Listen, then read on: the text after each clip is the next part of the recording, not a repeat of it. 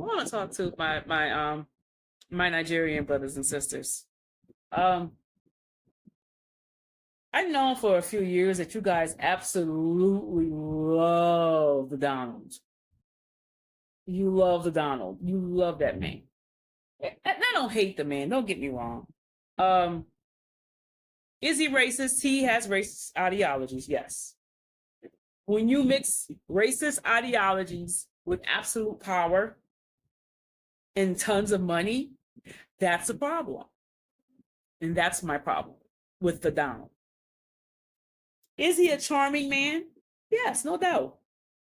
And I will also admit, like I did last year, when everybody was trying to unalive him, I said the Most High Yah got his hands on the Donald, because as wicked and evil as he can be, and as much as the enemy can use him, the Most High Yah still has a purpose for him being in the place where he's at right now. I don't like it. I'm going to be honest with you. I don't want to step foot back up in the country. And it's not just because he's the president. I left the country before he became president. I don't like the country. I don't like the system. The United States government, I'm not going to get into all of that, but I don't like it. And that's all I'm going to say about that. But I noticed that a lot of people here on the continent worships Donald J. Trump. And I try to understand and figure out why is it that they don't like him. I know a lot of people on the continent detest the LGBT lifestyle and anybody that practices the lifestyle. And, you know, it is a sin.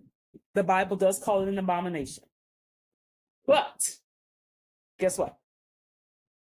If the only reason why you don't like the Donald, or you worship the Donald rather, is because of all this grandiose grandstanding, I call it, all these signing laws into place that's saying there's only male and female, which there is, there's only male and female. I'm not going to debate that. I am a female, born a female, and I will be a female all my life. Praise God. So I thoroughly agree with all of that. I do know that the LGBT lifestyle is an abomination and it is a sin. But I also know that you can't legislate righteousness. And I think that because, you know, I've been here and, you know, I've seen how certain people are here when it comes to, when you mention LGBT, they just cringe and it's actually a crime. If you are caught in the act, or if it's suspected even that you're gay or you're a lesbian or transgender or whatever, you can go to jail.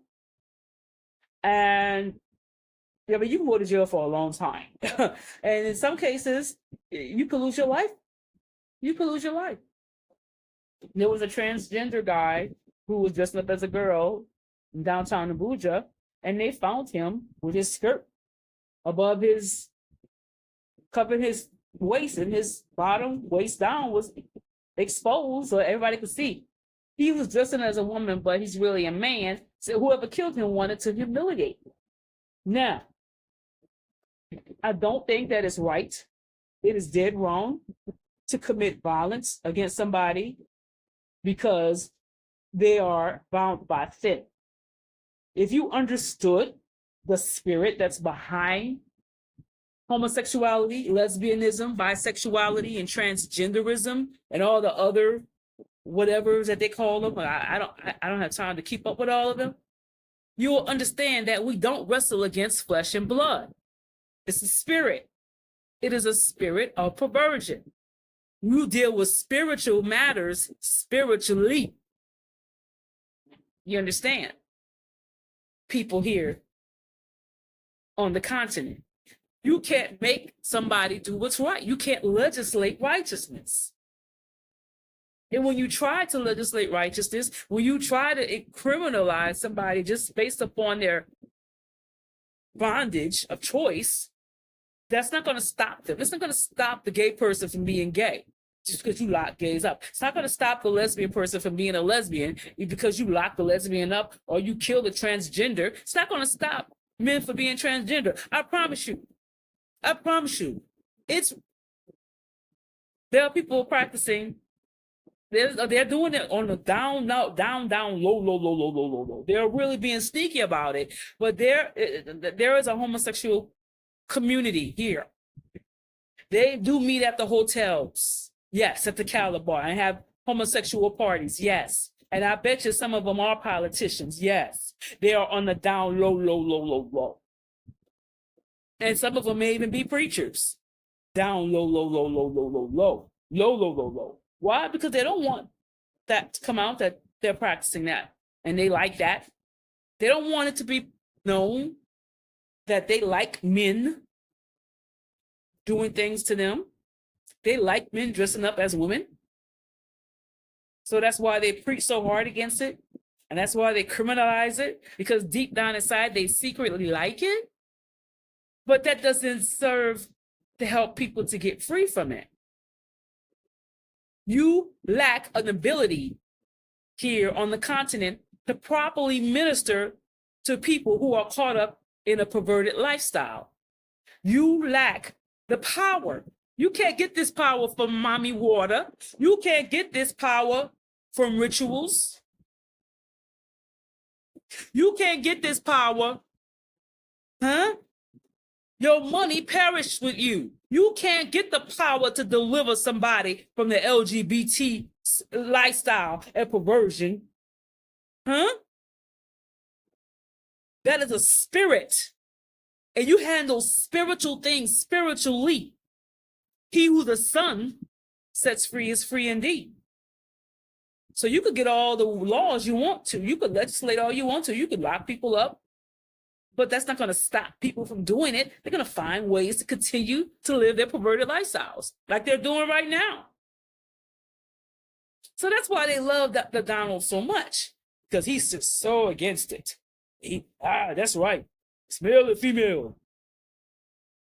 And a lot of them that's hollering, it's male and female, that's right, probably got a boyfriend on the low. Yeah, I'm talking about right here. So you supporting and worshiping the Donald is not doing anything for anybody on the continent. It's not. And that's the question I want to ask. I might even put a poll out there. What is it that Donald J. Trump can do for Nigeria, Tanzania, Sierra Leone, Benin, South Africa, Uganda, Zimbabwe? What advantage is it to you that Donald J. Trump is president of the United States of America? How does that help the African continent? How does that help anybody here? If you got any illegal family members in America, that's not going to help you or them at all, because he's deporting all illegal immigrants as we speak. And never mind the whole JAPA to America. It's going to be much more difficult to JAPA to America now, because Donald J. Trump is feeding the narrative, the anti-immigrant narrative that is very, very strong, and in my opinion, very extreme and over the top right now in America. I don't agree with it. I don't think that it's right. I think that there are other things that are more important than illegal immigrants, honestly, like racism. But the American government is using illegal immigrants so that they don't have to deal with the racism issue.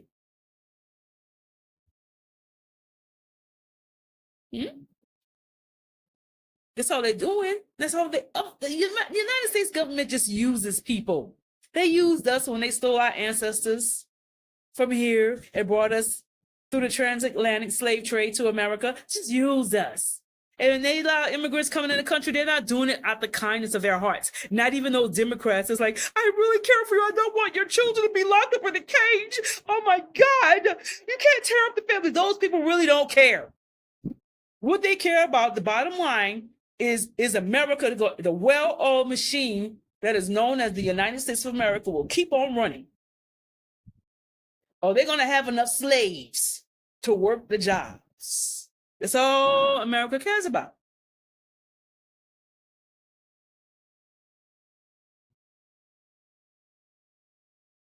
And I've been saying it for a long time, but people don't listen to me for whatever reason. I don't know. But now it's beginning to manifest right in front of our eyes. Out of all the things that's going on in the world in terms of America, he wants to revoke the Civil Rights Act of 1964. And have you heard that Donald say the word race during his campaign, or since he's been inaugurated, or since the election? Have you? I haven't heard him mention the word race at all.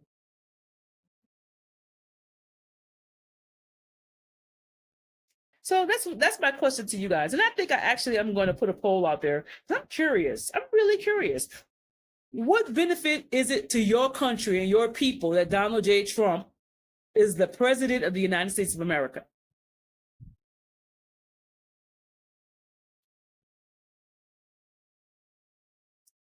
Smooches.